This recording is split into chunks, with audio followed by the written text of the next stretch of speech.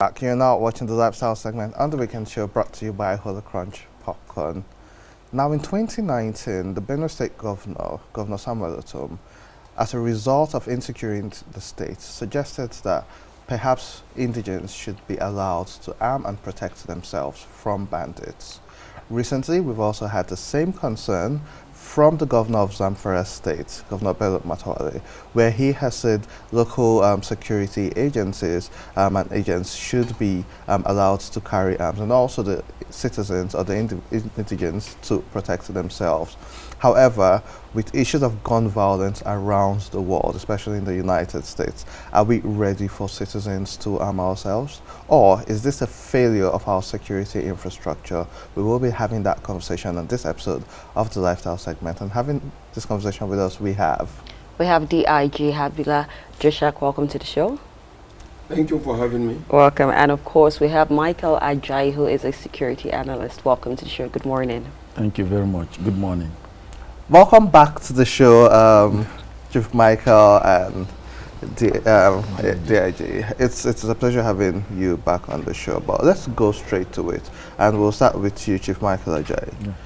In the last 2 weeks, at least 2 pastors or priests have been kidnapped. We had the terrible incidents where worshippers went to church to worship in Owo, and gunmen attacked the church and people were killed.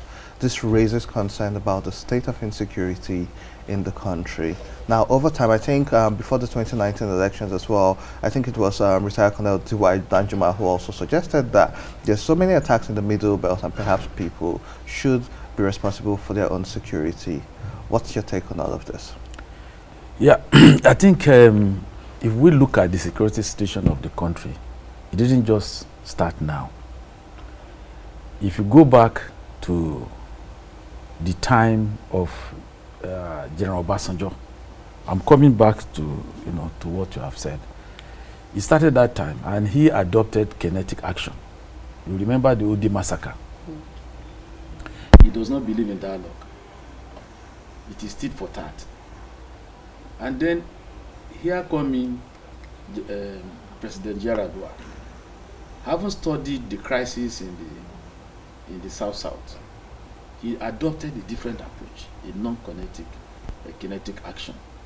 He started with negotiation. He identified the principal problems of that place, the youth restiveness, and he decided to go into dialogue, calling the principal actors, identifying the principal actors, inviting them to the villa, having a dialogue, and working in collaboration with the South governors, they were able to come up with a solution that, look, the youth in that place don't have jobs, the environment had been destroyed, so we need to find a solution to it. And the first thing was to disarm, and then he paid them, and then organized foreign courses. They went on scholarships, providing employment, trained them, paid them as they brought in their arms, and honestly, the whole thing just went down. And a lot of institutional changes were made within the Nigerian state, and that solved the problem.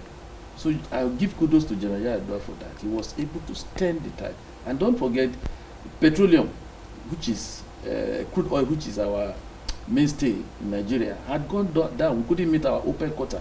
But as soon as the whole thing was nipping the bud, Nigeria picked up. The value of the naira went up, and that was his own approach. But since then, our the successive leaders have not been able to solve this intractable problem. I will call it intractable, and that was why General T.Y. Danjuma said at that time that everybody should now defend himself. And that time he was massively criticized, and maybe because most of us were not in his shoes to really understand how he was feeling hot about it. But those who criticized him at that time have now seen wisdom in what he's suggesting. And that was why, too, giving credence to what you have said, the governor of Benue State, Otom, also said the same thing. And now Matawale of Zamfara State is also saying the same thing. Out of frustration, he said it, because definitely he knows that the Firearm Act doesn't permit him to do that. He needs to get the presidential approval to be able to do that. But he said it, maybe it is a political statement to ginger the authorities, drawing their attention to the breakdown of land order in Zamfara State. Maybe that was why he went into it. And by the day, it takes a different dimension. Just saw what happened in Shuro Road. That where 34 military officers were killed, soldiers were killed, people were adopted, the civilians were killed, and it's happening every day. And I think it is now, it's not, we don't need conferences to solve this kind of problems. We need to look at the American model. How did America solve terrorism? You go to the source. You kill it from the source. And that is to say that the northern borders has to be properly managed, so porous. The borders, the northern border sharing with Niger is about 1,600 kilometers. With Chad is about 85 kilometers.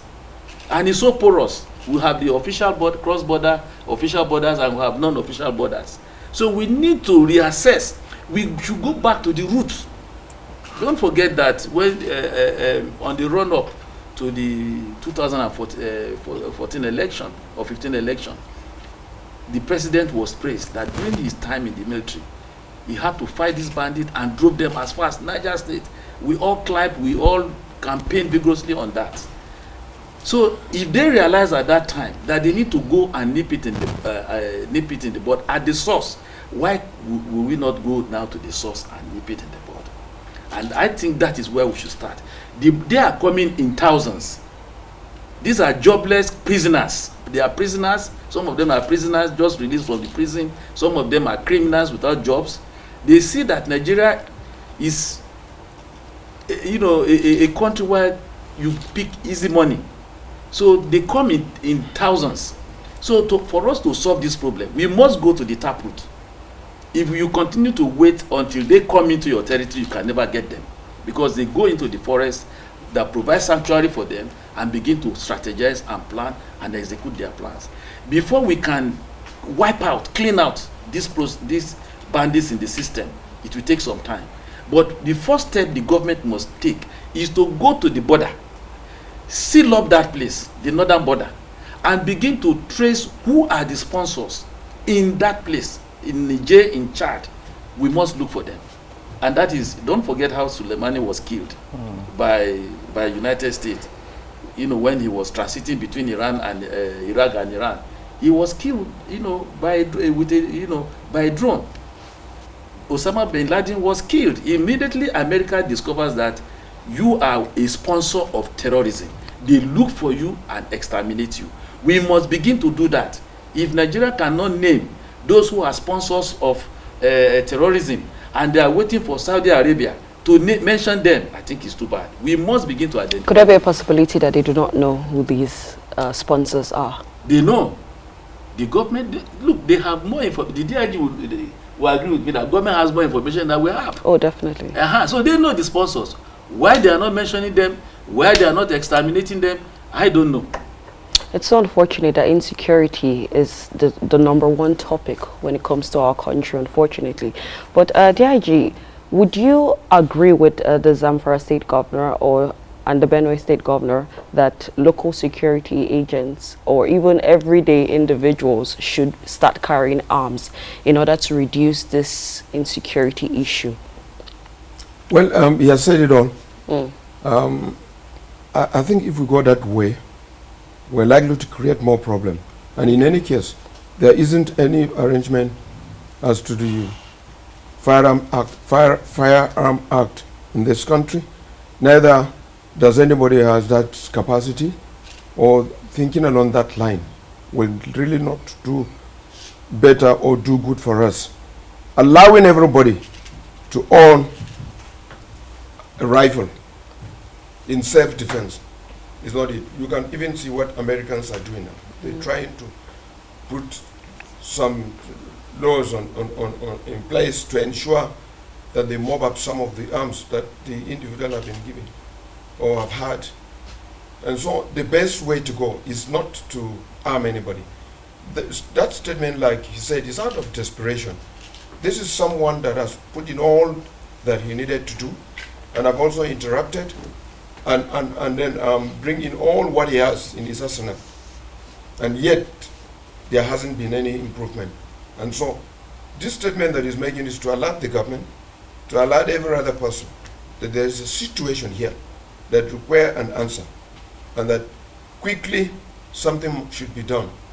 The Firearm Act in this country does not allow anybody to carry arms, and the Commissioner of Police or the Inspector General of Police does not have the right to grant anybody firearm. It is, Mr. President, in 2018, there was a program that we run, and that was asking people to surrender their arms in exchange of cash. And some other people did. And it was also made very clearly that anybody found with any arms will be disarmed and will be called to answer why he is still in possession of any arm. It is, Mr. President, the President of the Federal Republic of Nigeria, that has the sole responsibility now to issue arms. Maybe having been advised by the National Security Advisor, but I don't see any police officer hierarchy, the Inspector General of Police, issuing arms. And so this statement is the wake-up call. This statement is to let the government know that there is a problem and that a solution must have to be found. Otherwise, that kind of state will be declared a failed state. So DIG Habila, and just like you said, the Chief of Army Staff, General Leo Irabu, has also come out to say that the state governor doesn't have the right to request for people to be armed. However, there's been a lot of conversation about too much power being at the center, where the state governor, who is the chief security officer of the state, doesn't have control of the police commissioners. Do you feel that allowing the states to control their security is a step in the right direction when it comes to tackling insecurity? Yes, I've picked some of the conversation that is ongoing, particularly from the governors in the various states. Of course, they are of the opinion that they would want state police so that they can be accountable, so that they can also, dish out directives and also equip the police as they want and deploy them as they want. Of course, there are other states that are other countries that have what we call the state police, but from where we've seen, some have succeeded and some may have failed. But the state police, the Nigerian police as it is now, the Commissioner of Police interact with the governor and also look at what is on ground and submit to whatever the governor would want him to do that is within the confine of the law. I don't think there's any Commissioner of Police in the state that will continue to, be on the other side and then refusing to, to discuss security with the governor. The governor still is the person as it is now. The governor has the right to look at what he wants, to look at the police and discuss with the Commissioner of Police. If it is within the confine of the law, there is no Commissioner of Police that is going to say no to the governor. And more so that in every state, there are a few states put together and we have an AIG, Assistant Inspector General of Police, who also coordinate. And then we have other officers before you get to the Inspector General of Police. So if you're asking for state police, that has to be looked at very well and conditionality is put in place. Deji, let me interject. Last year, and this was just a year ago, there was a video which we all saw on social media where the Lagos State Governor was asking a police officer, "Do you know who I am? I am the governor of the state." And the police officer was telling him he had orders from above. And I think that's when they had a land issue case in Lagos State. And you say that the AIG of the state and the commissioners of police, they have conversations with the police, with the chief security officer, which is Yes. Yes. But we've seen a police officer, not even the commissioner of police, refusing to take orders from a governor. It's all over social media on tape because he said he had orders from above. So is this really practical, what you're saying? It's practical. The commissioners of police and the officers posted to states are members of the security. The commissioner of police is a member of the security committee in the state, and the commissioner of police in the state liaises with the governor, and then study crime profile, and discuss with the governor. And the governor also, in addition to the Nigerian police funding, they do fund it.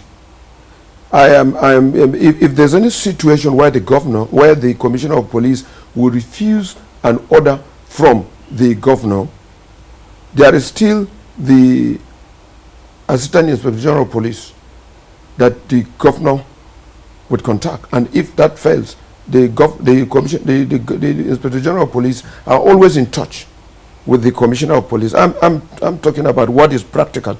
So if there are situations where commissioners of police refuse order or refuse to discuss and see reason with the governor for some action to be carried out in terms of combat of security, it means that the order that is given may have not been practicable, or the order ran contrary to the rules of operation that is on ground.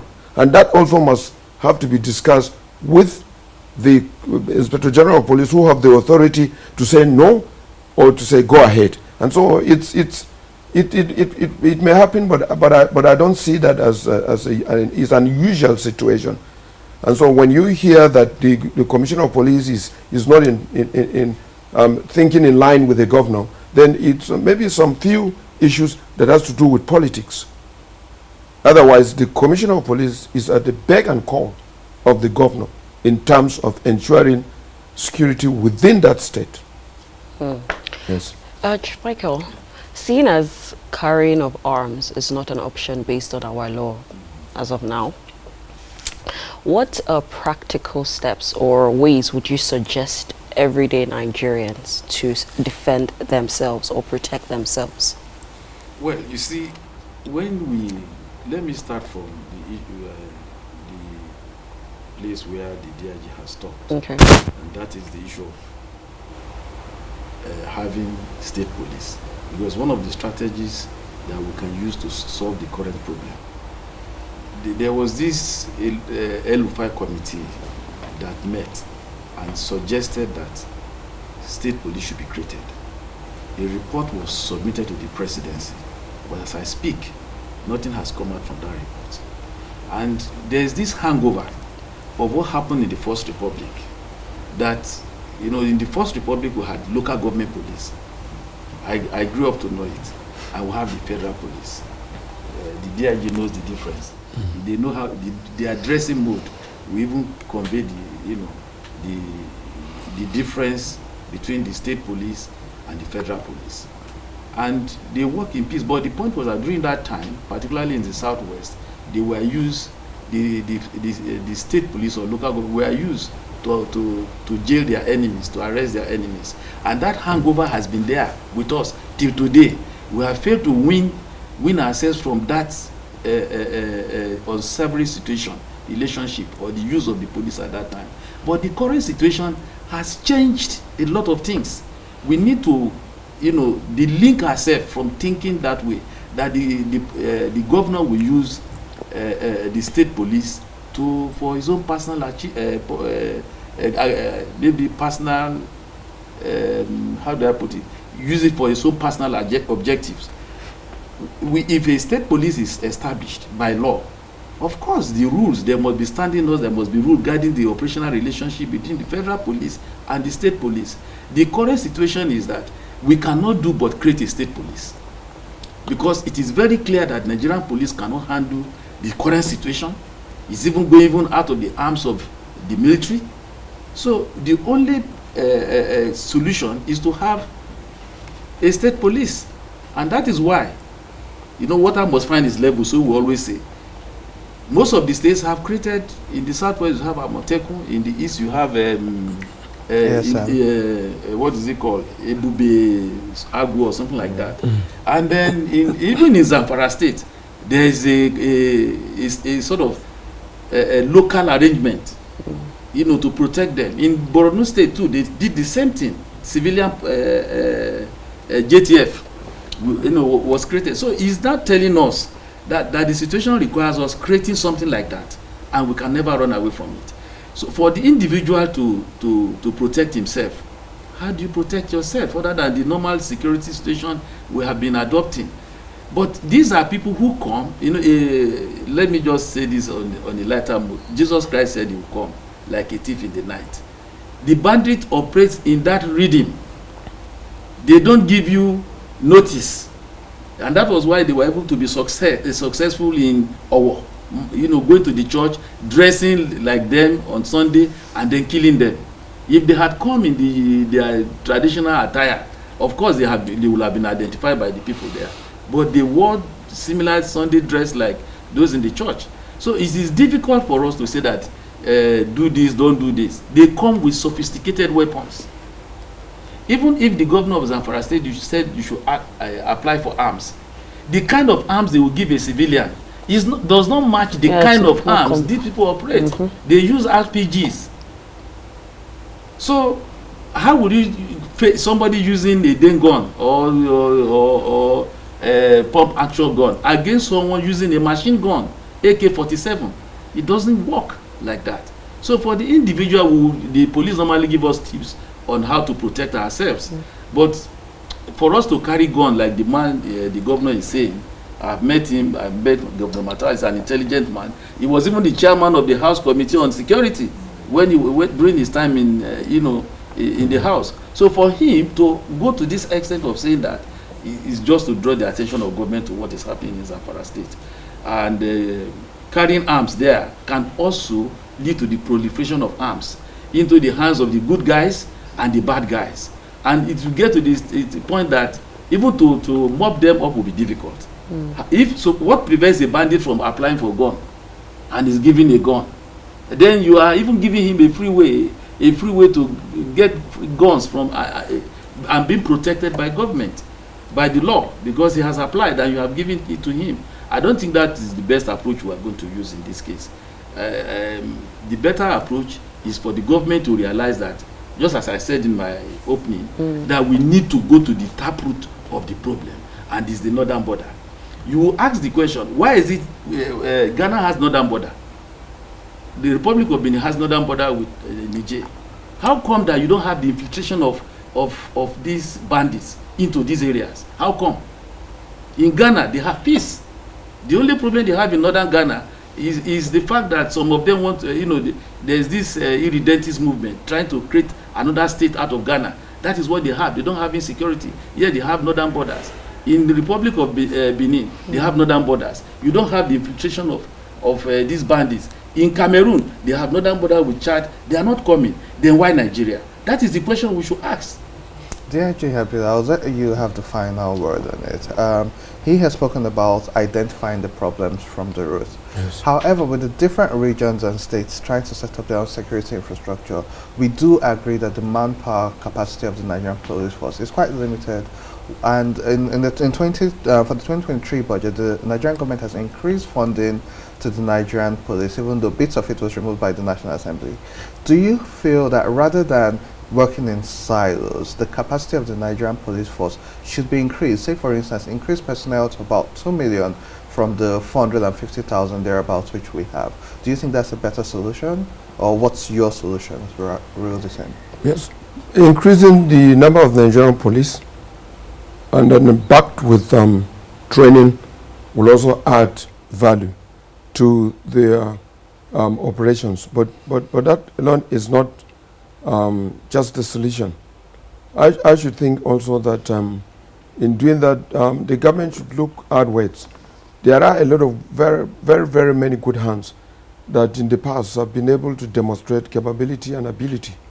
And I think that leaving them out and not actually utilizing them, like the ex-soldiers, the ex-police, and some other security agencies, the DSS, must be brought together as a clique to be able to look at the intelligence that is around what is happening, and then profile solution and inject that into the security agencies, and that will help a lot.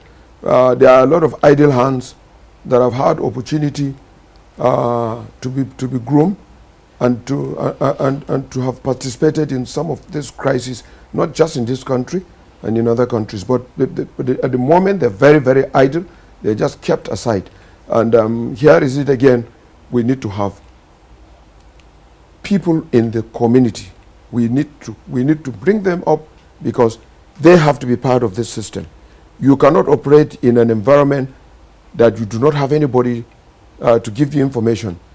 You know that there's one particular individual that has had opportunity to dine and wine with these bandits in the forest. And oftentimes he will come and tell you point blank about who they are and what they think about the system and what can be done, to make sure that there is peace. He said that, and we need to look at that. We need to look at that because these people, the community must be part of the system. You don't enter in a community, operate and go out without anybody seeing you. And so a lot of people think that the government has not addressed their social requirements. They've not been able to provide jobs. They've not been able to add value to their lives. And so a lot of them they are not committed to the tenets and the wishes and what it is that is set aside for Nigeria to be great. We need to win back those people. There are a lot of them that they would rather want to be informants to the bandits than be informants to the security agencies. And that's why a lot of security agencies on operation run into ambush. Of course, when the ambush has been set up, there must have been one person in that community that was seeing what is happening. But because they think, what have we learned? What have we gotten from the federal government? What has the government done for us? And so let it go. And sometimes they also give the community out to these bandits for a fee.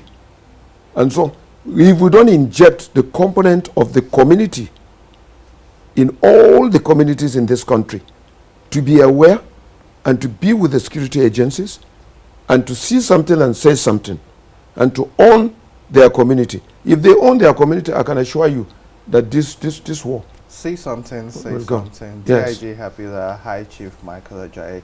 Always a pleasure having you on this show. We'll definitely bring you back as time goes on to have such conversation. To our viewers at home, that's much we can take on today's episode.